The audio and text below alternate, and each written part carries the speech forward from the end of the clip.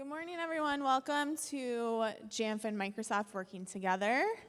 My name is Madeline. I will be your Q&A microphone runner. I'm here to introduce Simon and Brian here. They join us from San Diego in Sweden. So we're so lucky to hear them speak today. Give them a round of applause.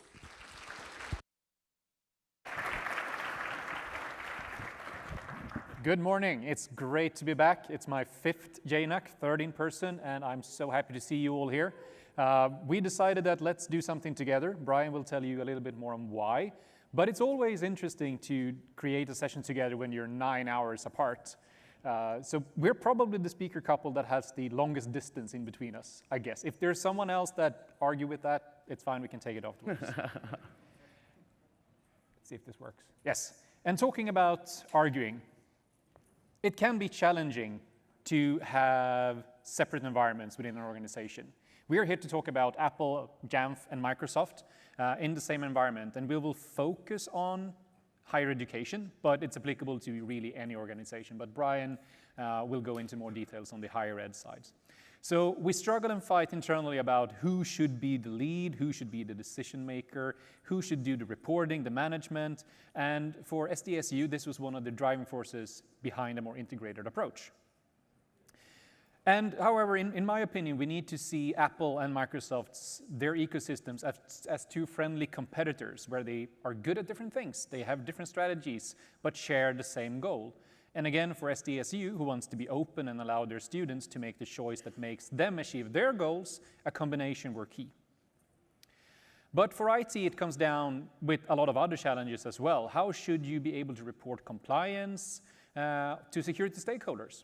How can you achieve a single pane of glass that the CISO can use to make informed decisions? And funny thing, since I'm obviously not native English speaking, I wrote single pane with P-A-E-N first, I-N first. I-N. Yeah, so, you know, I'm a poly. If you say something wrong, it's on you. If I say something wrong, it's just cute. Okay. Yeah. So there are two ecosystems, and how can we combine them? How can we minimize working having multiple tools? And where it is necessary to combine them, and where it will prove challenging.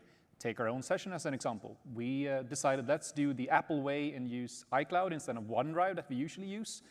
And let's just say that we have, this is version 6 of our presentation. The other 5 is somewhere in cyberspace. And in the end, like Jamf Pro, and we'll talk about Intune and a number of other tools later on, there are like just different kinds, like different versions of the same tool. They're supposed to do the same thing, but in different contexts and conditions. So why are we here? I know you've regretted the decision to say yes to this for a while. Well, but I'm okay right now. Yeah, good. We'll see how this goes. So I attended a JNUC session. I attended his session, and after I was like, why am I not integrating Jamf and Intune and doing this? And so I talked to him after, and I said, oh, we should probably present together. I want to do it because I need that pane of glass for my CISO, right? So we use Defender, and we have Intune, and it's much easier to do the reporting all on one side than having to do two reports. So, is there another slide? Yes. Yeah. But it hasn't been easy. Yeah. So it hasn't been easy to do this, and we're still in the process of actually doing it. Yeah, so basically, this is all Simon's fault that I'm up here. I'm so used to being out there, so forgive me. I'm a little nervous up here because this is my first time, long-time attendee, first-time speaker, so forgive me. Just give Brian a hand of applause. He's the first-time speaker. Thank you, thank you. I think that's it. Is that good? Yep. Okay. That's great. So today, we'll talk about the capabilities that we can get by combining Microsoft and Jamf technologies. We'll talk about the basics, the things that we think that you all should do. Brian will talk about what SDSU has done up until now and what they might do in the future. But the basics that I will go through is something that you all can and should do. Or most of you, I would say. And we'll also talk about how this creates value for your organization. Because in the end, we are here because we want to enable the users, the students in our organizations to do more and to be better at what they do. Without them, we have no purpose. And the goals for today is that you hopefully realizes once this session is over that, hey, you have access to things that you aren't using today, that in many, many cases are 100% free to use, or that you already have paid for, but you're not leveraging fully. We'll talk a little bit about how you implement this, but we are, of course, more than happy to talk more about that after the session. You have a lot of great people in the room that are happy to help you with how to implement these different things. And how we, or Brian, have applied this to SDSU and what it's meant for them. But hey, I think they're a little bit curious of who we are. So who are you? Let's tell them. Yeah. So I manage, I work at San Diego State University. I have for almost 28 years.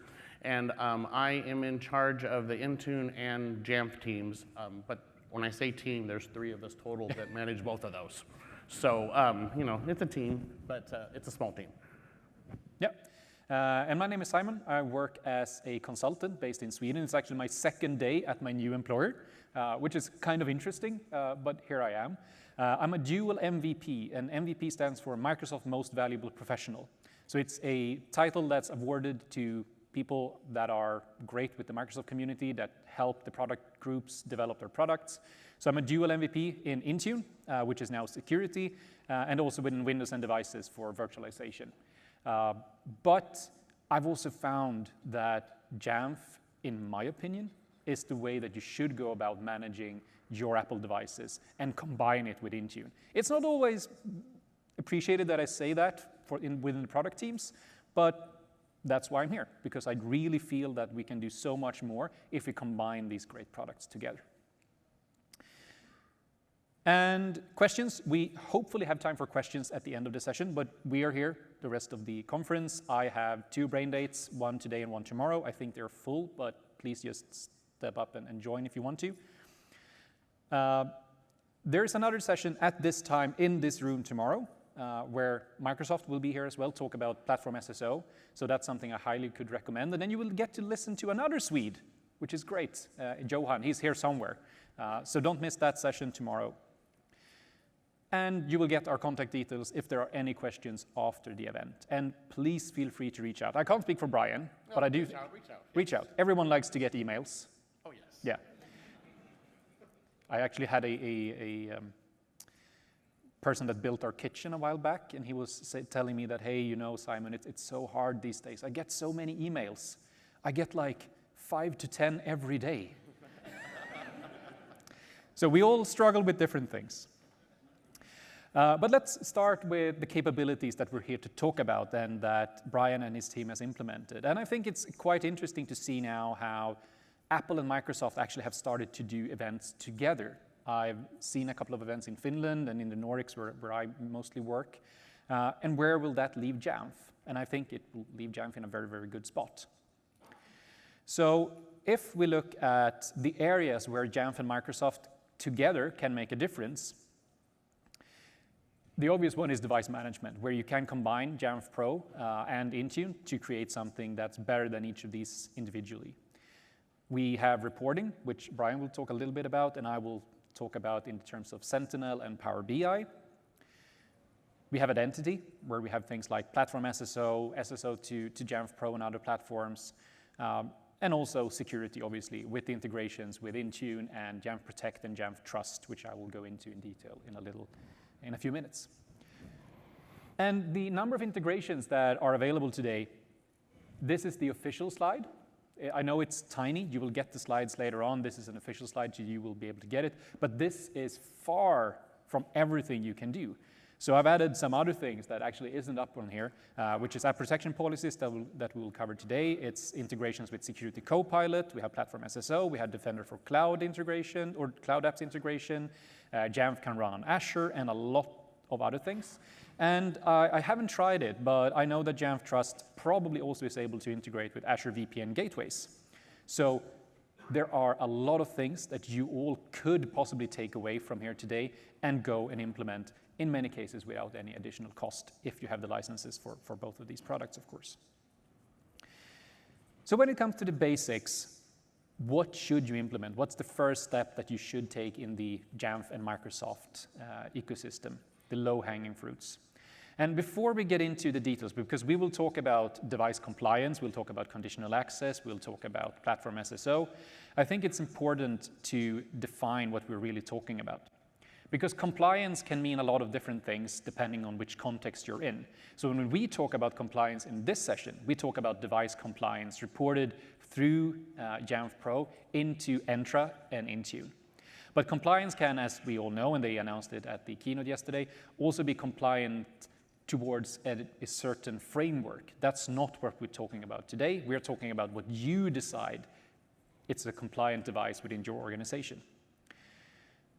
When we talk about conditional access, that's the tool set that we can use, leveraging the compliance data that we get through Jamf Pro and Intune, and then assign to Entra ID as an example, and grant access depending on the state of a device or the state of a user or something like that. And there are, of course, options to this. So options in terms of the compliance reporter, we saw what was announced at keynote yesterday, that is able to pass on the framework compliance to a CM. And we won't talk about that in this session, but just to ensure that when we talk about compliance, it's device compliance. When we talk about conditional access, it's Entra ID conditional access, but there are tons of other options that you can talk to your Jamf friends and colleagues about later on in the conference. But Brian, I think it's time to hand it over to you, and you can tell the audience a little bit about what you have done and how you got to that point. All right, so I'm going to go through some slides just showing the implementation process that I went through and challenges that I might have had. Basically, I just followed the instructions from Jamf. It was basically easy to set up. Yeah, so that's just details of that, sorry. When I made the, my notes there. When I made the groups, what I did was encrypted, and then I made a group that I could easily add devices to test compliance, right? So if everything was encrypted, I could quickly add a device in there and see how long it took to make it not compliant. So that's why I have those two things there, which I'm showing now. And then you have to make a policy. So this was the policy I made to set it up and enroll it. This is what the user would see.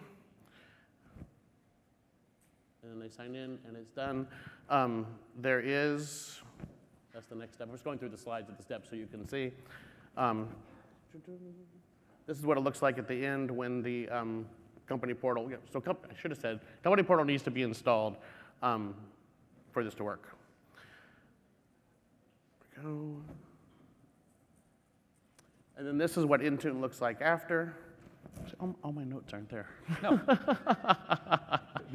This is the version 5 of our presentation, okay. I guess. So that'd be why. You make it work. Right. So anyway, so that's what you see in the Intune side. And I think it's important to state here that when Brian started off with this, he ran into the same thing as I've heard from many of you when you move, especially from the old conditional access policies within Jamf to the new device compliance, that in just a blink of an eye, all of your devices that you had in Intune were gone because they aren't there anymore. Intune acts as a broker for this solution, but you won't see your devices in Intune if you manage the device with Jamf Pro and integrate it with device compliance. You will see the devices in Entra ID, not in Intune. So that's important to remember. So this is from Entra. And then one point that I forgot to say is the obstacle that I had was when you connect it to Intune, you need your global admin, Intune global admin to do it. We had to have, it didn't work quite right. We had to have that 9-hour different Zoom call with the 3 of us to get it to work.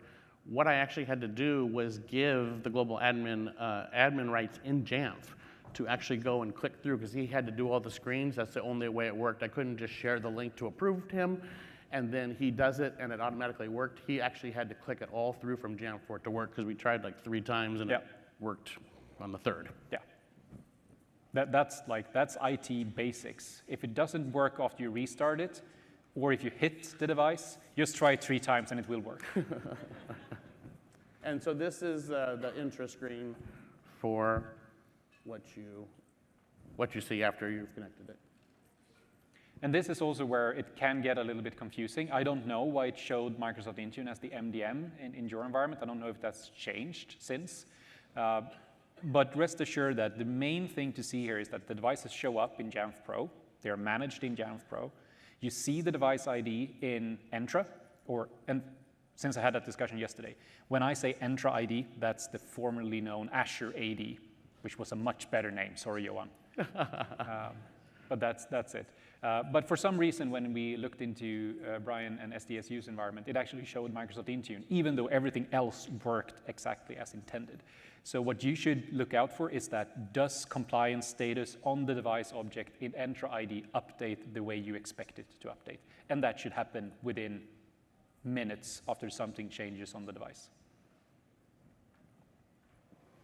So when Platform SSO was announced, I got very excited because this was a reason to actually install Company Portal other than just being compliant, because the users will see the end value in this of being able to log in one time and get past File Vault and log into the computer, have your password synced with Intra and all of that. So I was very excited when Platform SSO came out. So we're going to go through the steps that I did for that. So this is the policy. And it's still not generally available, right? Yes, so it's not GA yet. We are testing still. Supposedly in January is when it'll be GA. We hope to start implementing it right away because I love it. Making life a lot easier, potentially. So this is just some details of the settings, but this was all in the documentation from Microsoft on their Learn site. It's, you don't have any issues following it. Just more details from it. That you know, there's different choices, so we did password. And then this one was,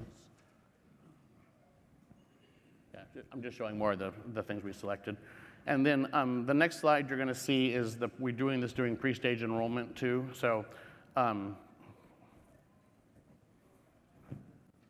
you go through the pre-stage enrollment, and we're going, so the name's grayed out there, and then the user can put their password in, but you see the short name there too, right? So, yeah, because the user aren't allowed to set their own username and such. So the name's grayed out, and then they can just enter their password, and hopefully they do the same password. We tested it, and if they don't, it will eventually sync and make it the right password from their Intra ID. And then this is what the user sees. And then that's another one. Oh, so this is missing slides too, right then? Yeah, I think so. All right, great. Yeah. So I had other slides that actually showed that, so the user has to, there's 3 things they have to agree to and or enter, there's a keychain, right? That's for device compliance. Yes. Yeah. So and that's something we'll talk about later, that there's still a lot of expectations on the users when you set both of these features up. That's how far you have come so far in terms of platform SSO and device compliance. But the user still has a key role in ensuring that everything works as you intended. So you need to figure out a way to sell this to your users, that they actually need to do this. There's a more stick kind of way where you say that, hey, if you don't do what we're told you to do, you won't get access to whatever resources you want access to.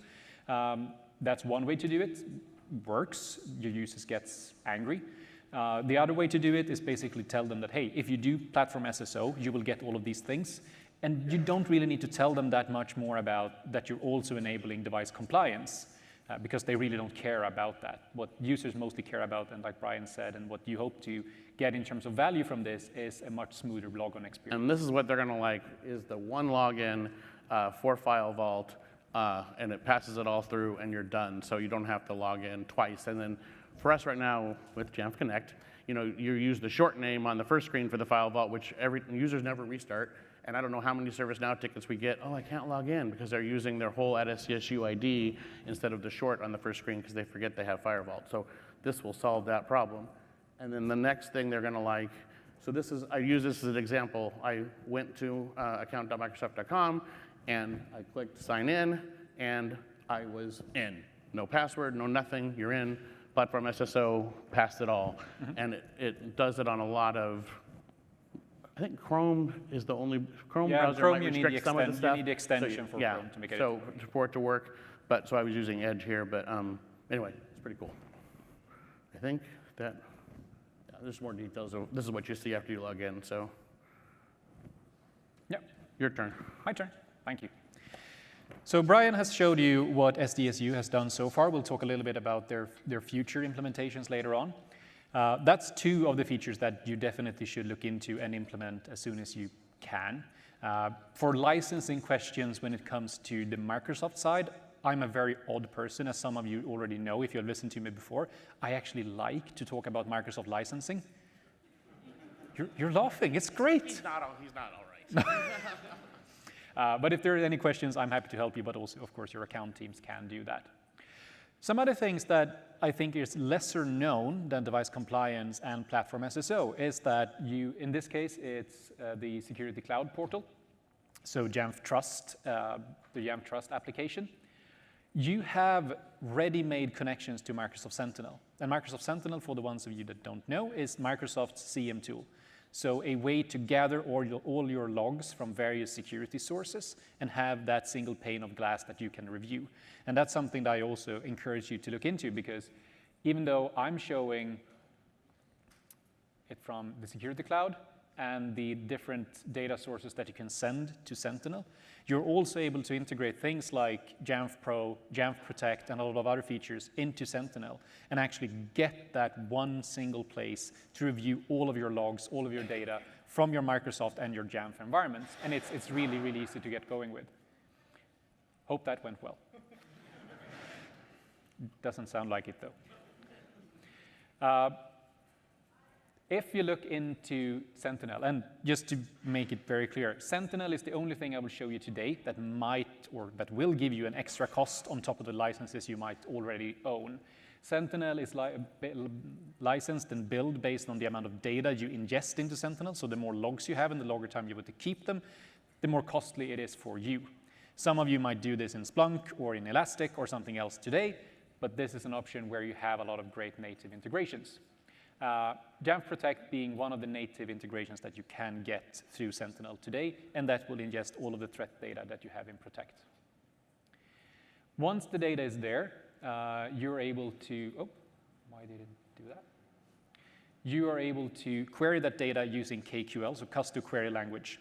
It's a language that you write your questions in, and it will give you all the information that you might want from across various data sources. This is also a very efficient way to threat hunt if you want to ensure that, hey, we might have an attacker within our environment. We need to consolidate the logs we have to figure out what's going on, what has the attacker done, and what might be the next step.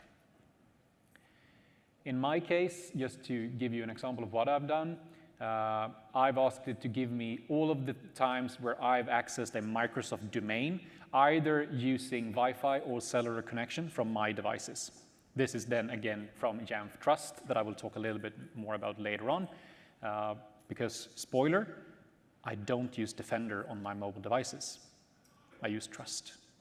Another thing that Microsoft don't like me saying. But hey, I'm here. I need to be honest. We'll talk more about that later on. But it's just a very simple way of showing that this is the data you can get. You can see exactly what your users have accessed if that's something you want or need to do. This is another example from Protect, where I've asked for a number of generated alerts during a certain time period. There we go. Next up, and this is what excites me the most, I have to say. So within Microsoft Intune, you have something called application protection policies. It's basically a way for anyone that uses Intune to protect data within a rather big number of apps, first-party apps on Microsoft and third-party apps as well, regardless of where that app resides. It doesn't have to be on a managed device. It can be on a BYOD, it can be on a device that you have absolutely zero control of, but you are still interested in protecting whatever data is on that device. And that's something you can do with Microsoft Intune combined with Jamf Trust to ensure that not only is your data protected, but you also know that the device where your data is accessed from is protected using a mobile threat defense and that it doesn't have any active threats.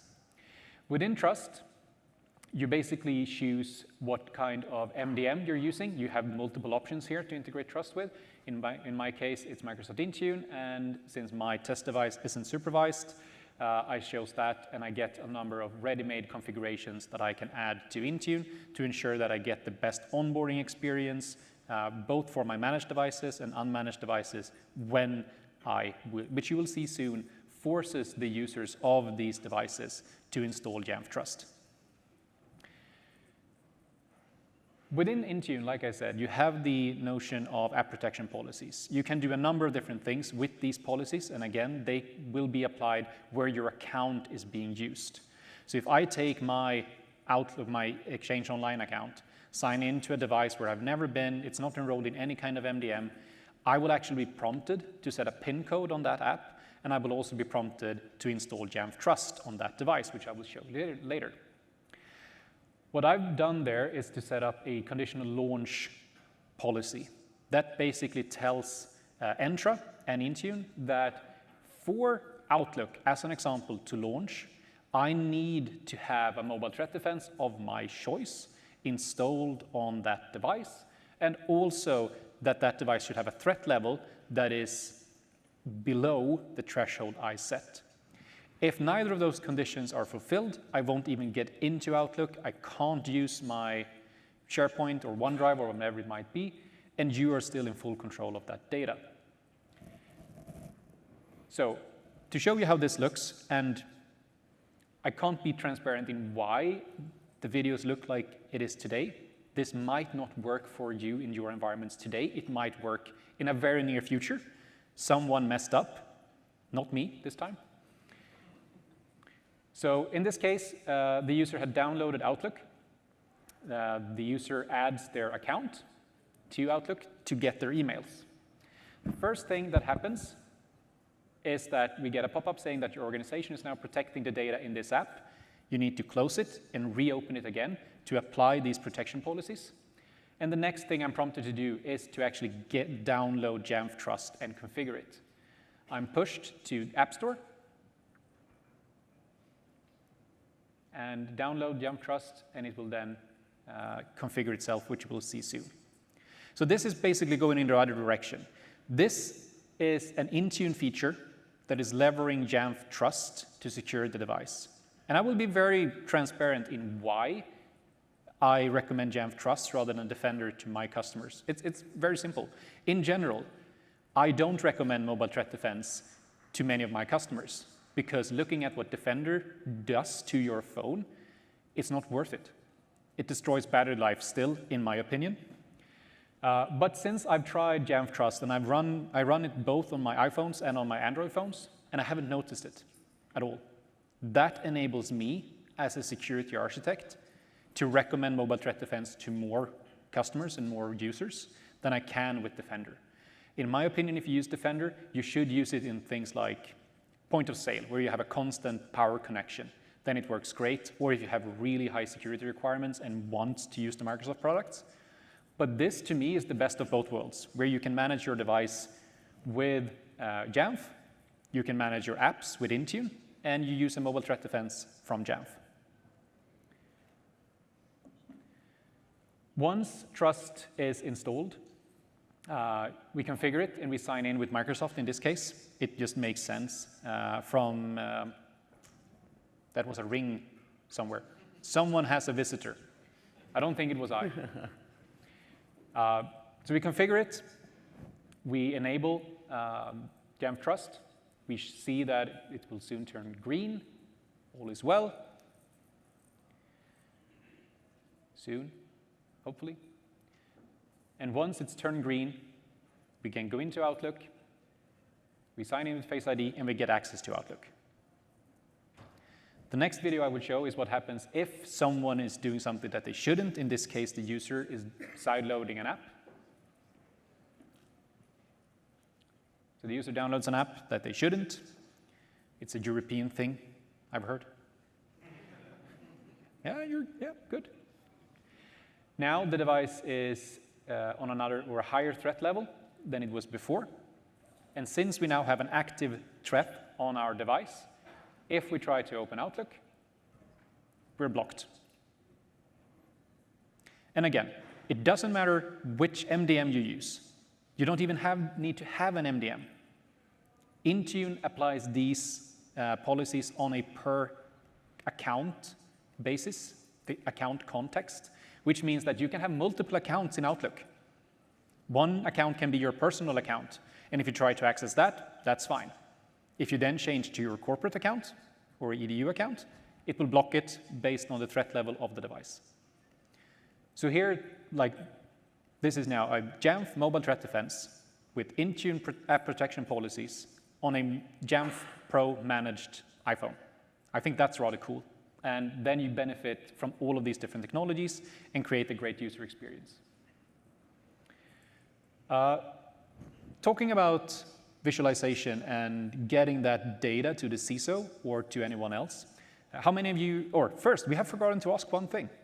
How many of you work in higher education? Oh, Yeah. Big group. Yeah, I think we did a good job in terms of the session description. Getting it both, yeah, yeah. good. How many of you use Power BI today? Yeah, not too many. Power BI is a competitor to Tableau or other things. ClickView is big in Europe. It's a way to visualize data.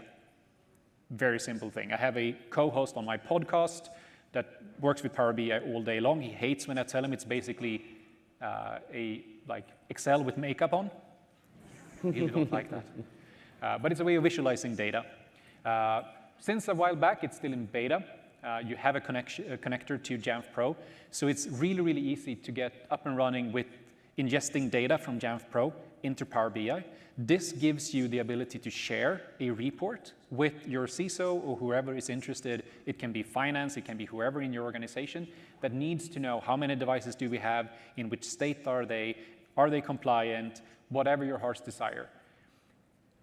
We have access to every single piece of data in Jamf Pro natively through this connector, and it's up to us to decide how to visualize it.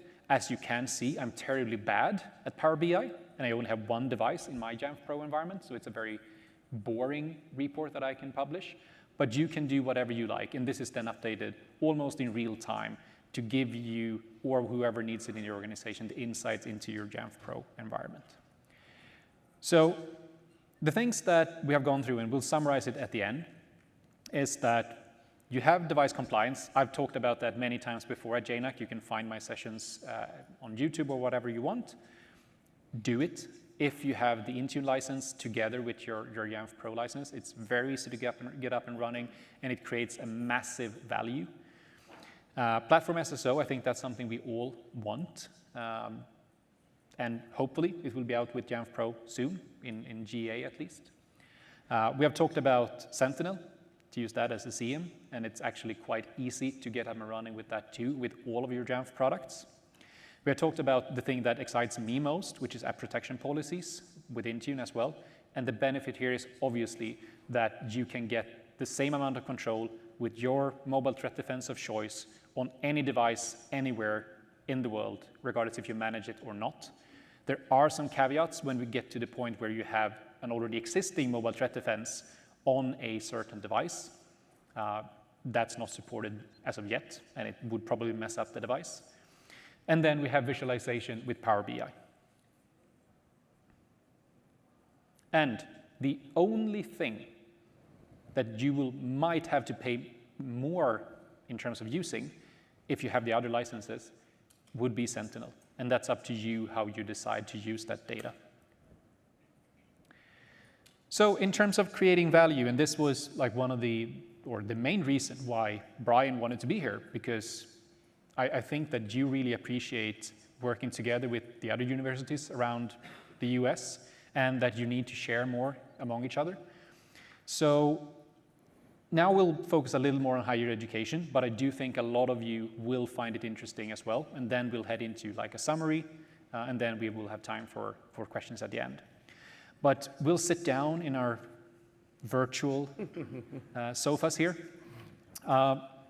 And my first question to you, Brian, once we got this up and running, What is the value that you have found for SDSU with these different technologies? It's the better visualization, right? So it's one pane of glass spelled correctly, you know, to have that for the CISO reports or for reporting period.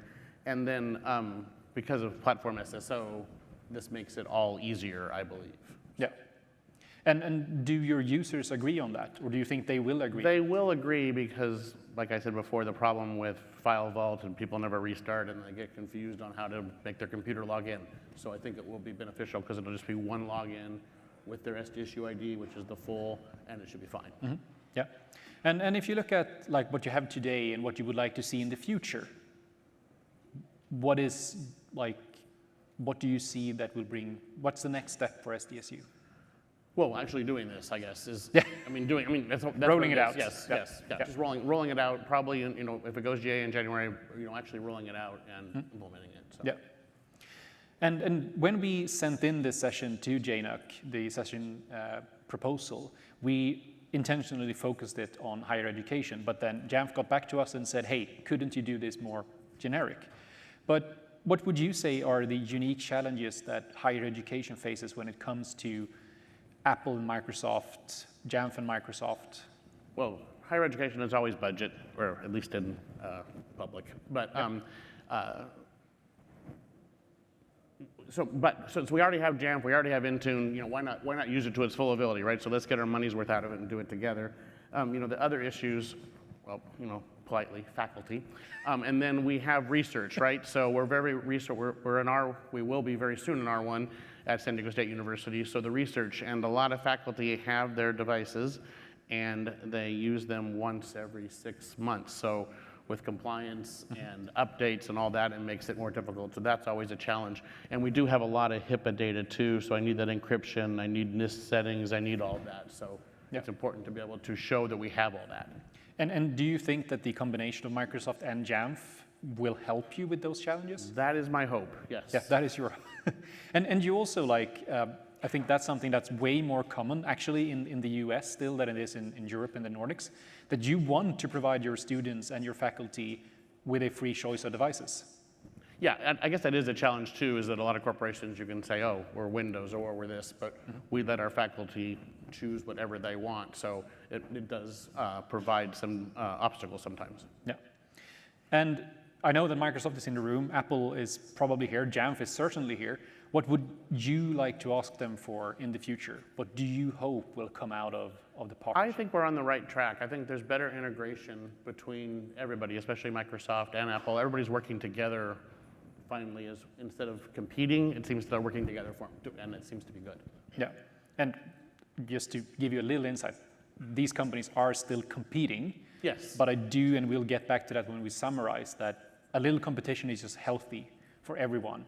And I do think that I speak for both you and many of you in here that it's good that they compete because that drives innovation, but the more benefits we can get of combining these rather than that they build products and solutions that you can't integrate, that's just value for us. Anything else you would like to add in terms of SDSU and your continued journey? I'm good. You're good. Yeah. So to start to summarize this, we need to focus on integration and not separation. Many of you probably already have the licenses both for the Jamf products and the Microsoft products. To not leverage that is just throwing money away. You can get so much more value out of this. That might mean that you need to go over to the other side of the hallway where they have these like boxes in 4 different colors. They smell a little funny, the Windows admins, I'm being one of them, and actually speak to them and see what can we do together.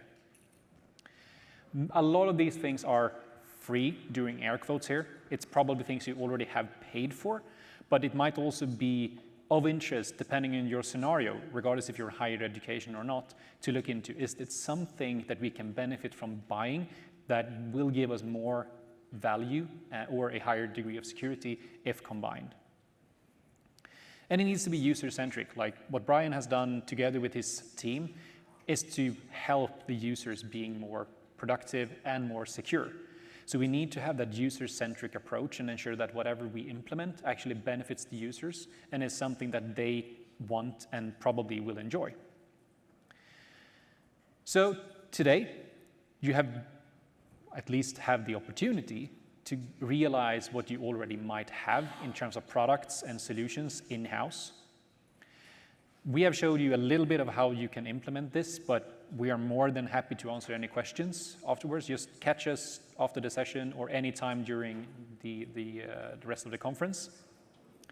And we like emails, so we're okay. We like emails, yeah, and Teams, and texts. I like letters too, actually. I don't know about that. Yeah, it's quite interesting. It's almost as expensive to send a postcard from the US to Sweden as it is to send a postcard within Sweden. Something is wrong in the Swedish postal system. But this is also about applying it to your specific needs. Regardless if you're in higher education or something else, a lot of these challenges that you face are common. We might look at our organizations and feel, hey, we're special. You're not. Others have that same issue, but in another context. So this is what it could feel to be a Mac OS or Apple administrators, or the Intune administrators sometimes, where the teams, the individuals in the vendor do their best or worst to take control and win with their solution. But even if the fight between what's best, if that's Jamf or Microsoft or Windows or Mac OS or Microsoft or Apple, probably will remain for many years to come, we all must understand that it's better to play fair and ensure to treat each other with respect and curiosity. That is the main reason why I, an old Windows admin, and dual Microsoft MVP love to be here at JNUC and meet all of you and your brilliant minds. Because if we work together as a team with the common goal to create a better environment for our students, users, colleagues, if we combine our knowledge, our technologies, and our requirements, and if we also start to challenge Jamf and Microsoft and Apple to work better together, then we can make a big difference.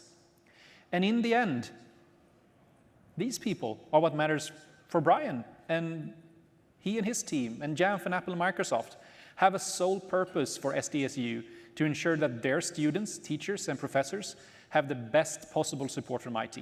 And that in turn will enable the students to build a better future for themselves, their families, societies, and for the country. Thank you so much for being here and listening to us. If you have any questions afterwards, please reach out to us. And we have 2.5 minutes for questions. So thank you for being here.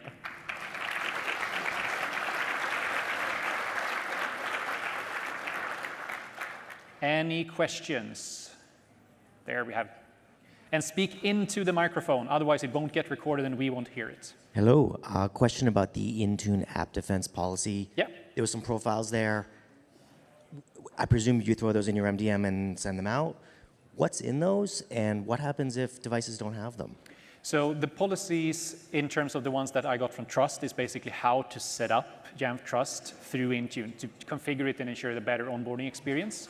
In terms of the app protection policies that are sent out, that's basically a configuration profile that applies to that specific app and integrates with the Intune SDK. The Intune SDK will then prompt for whatever the policy I've asked for, and then push it to the next step. And that might be setting a PIN code, applying a mobile threat defense, or something other than that. Great question. Here. Hi, I have a question about the platform SSO. What happens, because we bind our devices to AD, and we create a user, we pull it from AD, so they're technically logging with their AD credentials. So what happens with that process using platform SSO? I believe you would no longer bind to AD. We stopped binding to AD a long time ago because it caused more problems than it was worth. You wouldn't need to do that anymore because it would all sync with that. So it will replace It would binding. replace it, yes. Yes. Same, yeah, same but simpler, I guess. Yeah. Thank you. One more? Yeah, we We've have got 45 seconds. 45 seconds. We will be here later on as well. Hi, I have a question. Yeah. There we go. Sorry. Yes. So, as you mentioned, the conditional access we need to set up for the compliance to go through Intune. What if some setup does not use conditional access because IDP is not Entra and a third party?